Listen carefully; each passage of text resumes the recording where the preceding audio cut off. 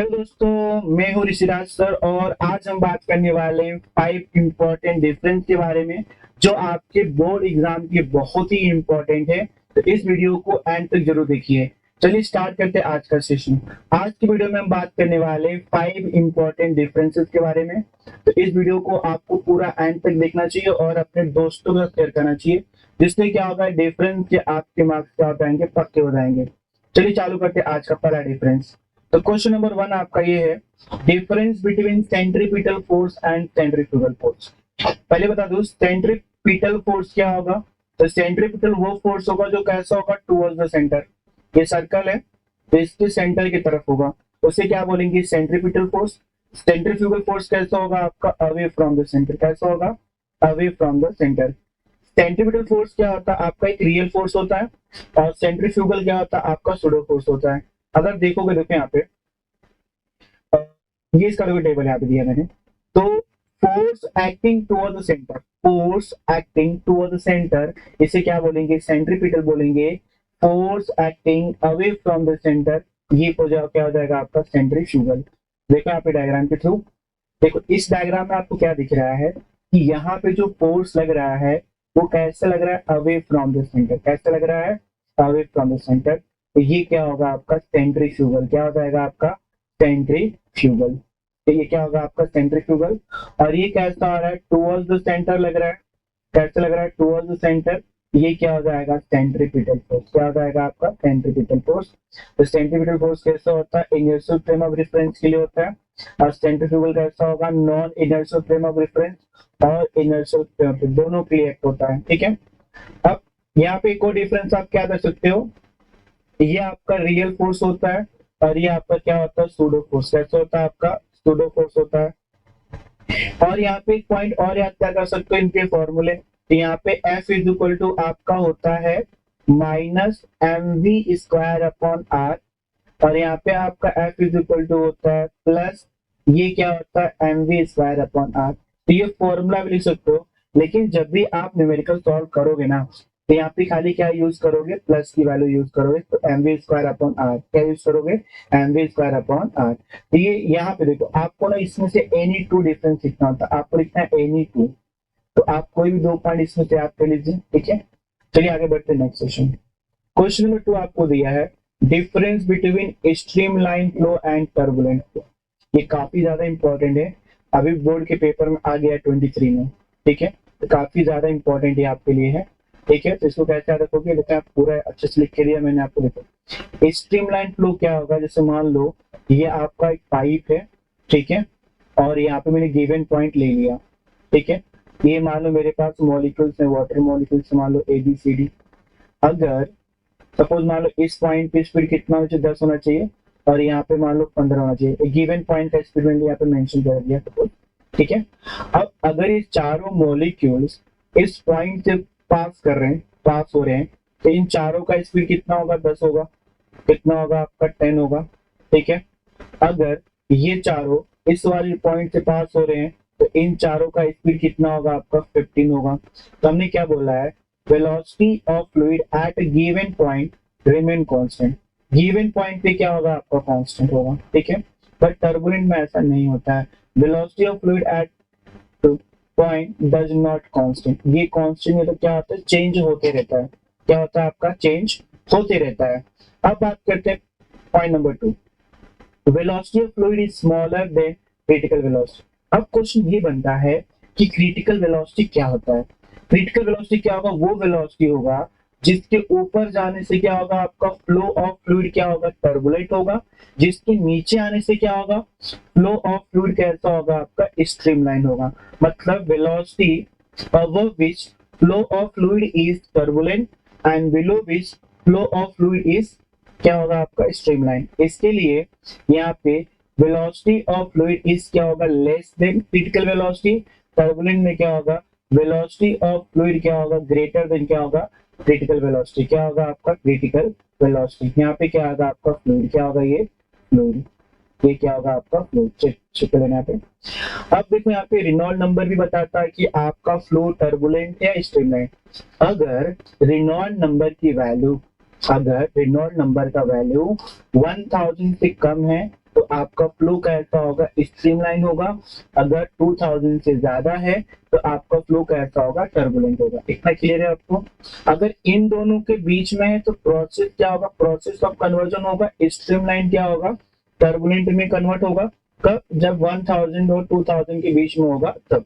ठीक है, तो स्ट्रीमलाइन में क्या रखेंगे, रेनॉल्ड नंबर क्या होगा, लेस देन 1000 होगा, और यहाँ पे क्या बोलेंगे, ग्रेटर देन 2000 होगा। ठीक है, अब यहाँ पे एक चीज आपने नोटिस किया होगा कि ये जो स्ट्रीमलाइन फ्लो होता है तो सारे मॉलिक्यूल्स का डायरेक्शन क्या होता है, सेम होता है। All molecules move in same direction. But जब भी टर्बुलेंट होता है तो यहाँ पे सारे मॉलिक्यूल्स जो होते हैं सबका डायरेक्शन क्या होता है, अलग अलग होता है। तो यहाँ पे कैसे मोशन होता है, रैंडम डायरेक्शन में। कैसे होता है आपका, रैंडम डायरेक्शन में। देखोगे यहाँ पे all molecules move in same direction, यहाँ पे हम क्या बोल देंगे, all molecules move in random direction. ये कितने पॉइंट्स हो गए आपके, 4 पॉइंट्स। ये काफी इंपॉर्टेंट है। ये भी कितना लिखना था आपको, एनी 2 पॉइंट। कितना लिखना था, एनी 2 पॉइंट। ठीक है, इतना क्लियर है आपको। चलिए नेक्स्ट बात करते हैं हम लोग। अब हम लोग बात करते हैं difference between free vibration and force vibration. बहुत बार पेपर में आ चुका है free vibration and force vibration. देखो फ्री वाइब्रेशन का मतलब क्या होता है, अगर कोई पार्टिकल या अगर कोई ऑब्जेक्ट वो खुद ही क्या हो, वाइब्रेट हो, मतलब अपने आप से वाइब्रेट हो, उसे क्या बोलते हैं, फ्री वाइब्रेशन। और किसी को फोर्स दे के वाइब्रेशन कराया जाए तो उसे क्या बोलेंगे, फोर्स वाइब्रेशन। मतलब आप उसको बाहर से फोर्स प्रोवाइड करा रहे हो जिससे क्या वाइब्रेशन हो रहा है, तो उसमें क्या बोलेंगे, फोर्स वाइब्रेशन। अगर देखा जाए फ्री वाइब्रेशन कराने के लिए आपको इनिशियल एक बार फोर्स लगता है, और फोर्स वाइब्रेशन के लिए क्या लगता है आपको, कंटिन्यूअस फोर्स लगता है। ठीक है, एक चीज आपको यहाँ पे याद रखनी है। यहाँ की जो फ्रीक्वेंसी होती है फ्री वाइब्रेशन की, वो कैसे होती है, नेचुरल फ्रीक्वेंसी होती है। और यहाँ पे कैसा होगा, frequency of external periodic force, जो आप फोर्स अप्लाई करते हो उसका फ्रीक्वेंसी। ठीक है, अगर मैं यहाँ पे अगर मैं एयर रेजिस्टेंस को मान के चलता हूँ तो मेरा एम्पलीट्यूड क्या होगा, डिक्रीज होगा। फ्री वाइब्रेशन में क्या होगा, मेरा एम्पलीट्यूड क्या होगा, डिक्रीज होगा, क्योंकि यहाँ पे क्या होगा, एयर रेजिस्टेंस होगा। फोर्स वाइब्रेशन में क्या होता है, अगर मैं करूं तो यहाँ पे एम्पलीट्यूड क्या होगा, कांस्टेंट, क्योंकि मैं इसको कॉन्स्टेंटली फोर्स अप्लाई कर रहा हूँ, जिससे क्या होगा, यहाँ पे कांस्टेंट हो जाएगा। देखो यहाँ पे यहाँ पे मैंने 4 पॉइंट्स लिए हैं। पहला पॉइंट क्या लिया है, body is allowed to vibrate on its own. ठीक है, यहाँ पे क्या बोलोगे, body is made to vibrate with external periodic force, मतलब आप कंटिन्यूअस फोर्स क्या करोगे, अप्लाई करोगे। फ्रीक्वेंसी क्या होगा आपका, नेचुरल फ्रीक्वेंसी होगा। और यहाँ पे फ्रीक्वेंसी ऑफ वाइब्रेशन क्या होगा आपका, एक्सटर्नल पीरियोडिक फोर्स। क्या होगा आपका, एक्सटर्नल पीरियोडिक फोर्स। अब यहाँ पे क्या होगा, यहाँ पे जो बॉडी क्या होगा, कंटिन्यूसली लॉस करेगा एनर्जी को ड्यू टू फ्रिक्शन। यहाँ पे क्या होगा आपका, एब्जॉर्ब करेगा, कहां से, फ्रॉम द एक्सटर्नल सोर्स, या आप बोल सकते हो source of external periodic force.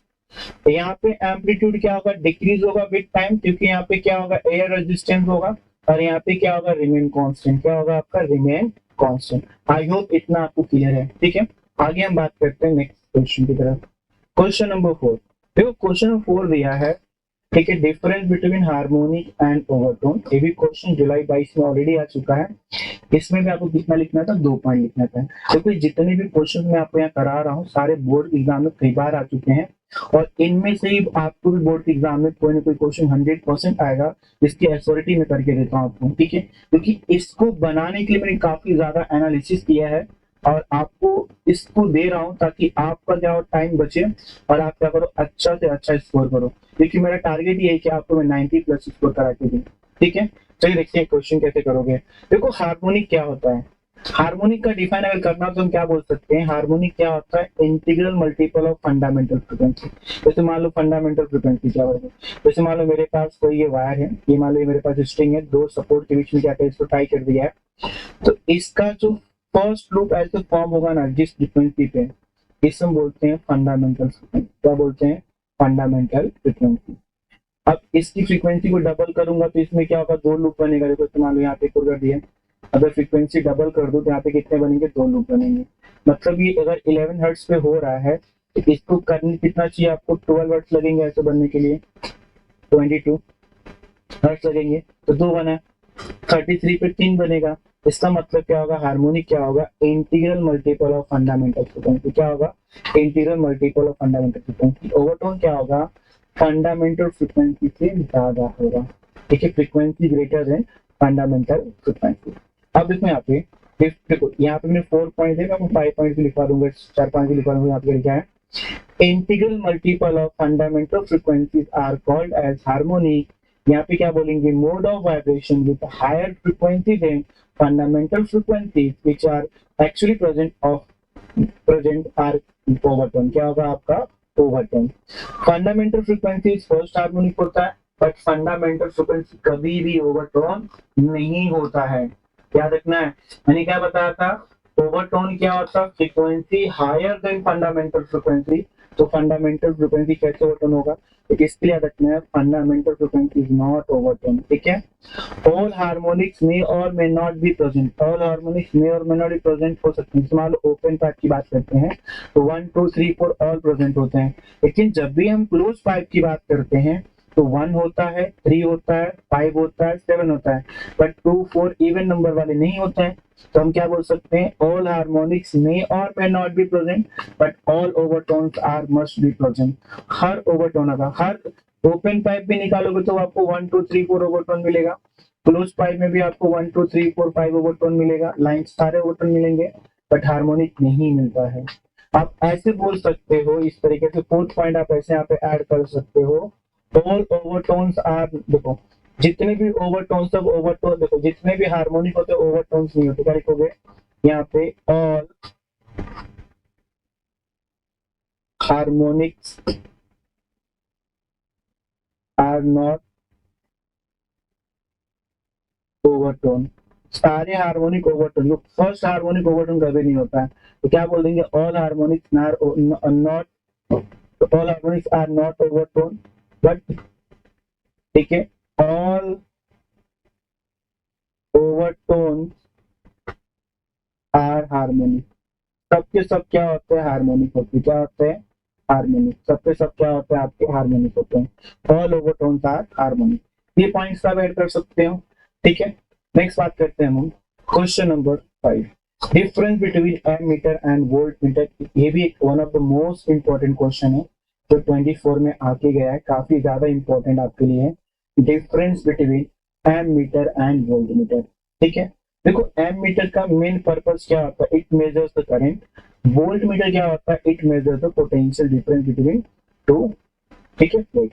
ठीक है, देखो देखो वोल्ट मीटर क्या करता है, it measure current, it measure potential difference. जब भी हम मूविंग कॉइल गैल्वेनोमीटर को हम एमीटर में कन्वर्ट करते हैं तो उस केस में क्या होता है, आपका जो हम जो रेजिस्टेंस, बेसिकली क्या होता है, एमीटर जो होता है आर के साथ कैसे होता है, सीरीज में होता है। कैसे होता है, सीरीज में। देखो ये पूरा का, देखो ये मान लो रेजिस्टेंस है, यहाँ पे मैंने यहाँ पे पूरा सेटअप लगाया है।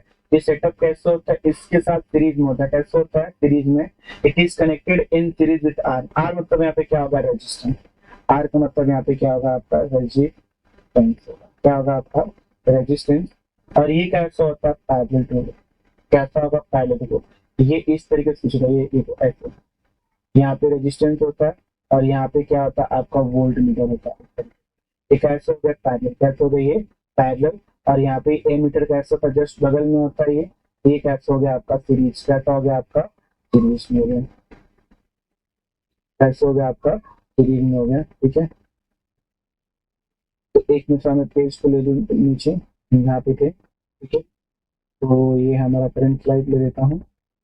ठीक है, अब यहाँ पे क्या होगा, देखो जब भी हम एम मीटर को, देखो जब भी कनेक्ट करते हैं यहाँ पे, तो small resistance is connected to parallel to moving coil galvanometer. देखा होगा आपने, जब भी हम मूविंग कॉइल गैल्वेनोमीटर को डायग्राम अगर देखोगे आप, तो जब भी हमने क्या था, यहाँ पे गैल्वेनोमीटर होता है आपका। ठीक है, और यहाँ पे हम छोटा सा क्या करते थे, संट को कनेक्ट करते थे। ये क्या था आपका, संट। ये कब कनेक्ट करते हैं, जब हम लोग मूविंग कॉइल गैल्वेनोमीटर को एमीटर में कन्वर्ट करते हैं। तो संट क्या होता है, स्मॉल रेजिस्टेंस होता है। और कैसे कनेक्ट करते हैं, पैरेलल टू गैल्वेनोमीटर। ठीक है, और यहाँ पे कैसे कनेक्ट करते हैं, लार्ज रेजिस्टेंस कनेक्ट करते हैं। तो यहाँ पे क्या होता है, आपका एक्स होता है, और यहाँ पे क्या होता है, आपका गैल्वेनोमीटर। यहाँ पे एक्स कैसे कनेक्ट करते हैं, तो इसको हम लोग कनेक्ट करते हैं यहाँ पे कैसे, इन सीरीज। कैसे करते हैं, इन सीरीज। इसके लिए इसका इफेक्टिव रेजिस्टेंस कितना होगा, आपका आर। ये होगा एक्स प्लस जी। और इसका इफेक्टिव कितना होगा, तो जी था। तो इसका इफेक्टिव कितना होगा, दोनों का पैरेलल है, तो इसके लिए R कितना होगा आपका GS अपॉन कितना होगा G प्लस S। तो ये आपका इफेक्टिव रेजिस्टेंस का फॉर्मूला हो गया और ये आपका इफेक्टिव रेजिस्टेंस का फॉर्मूला हो गया, जिसको हम बोलते हैं इक्विवेलेंट। क्या बोलेंगे? Equivalent resistance. तो ये हो गया आपका difference between ammeter and voltmeter. ठीक है, अगर आपने इतना डिफरेंस अच्छे से कर लिए तो 100% बोल रहा हूँ आपको यहाँ से एक क्वेश्चन जरूर मिलेगा। और ये छोटा सा वीडियो आप लोग के लिए बहुत ही ज्यादा हेल्पफुल होगा, तो ज्यादा से ज्यादा अपने दोस्तों के साथ शेयर करो और वीडियो को लाइक करो और कमेंट जरूर करो। Thank you for watching my video.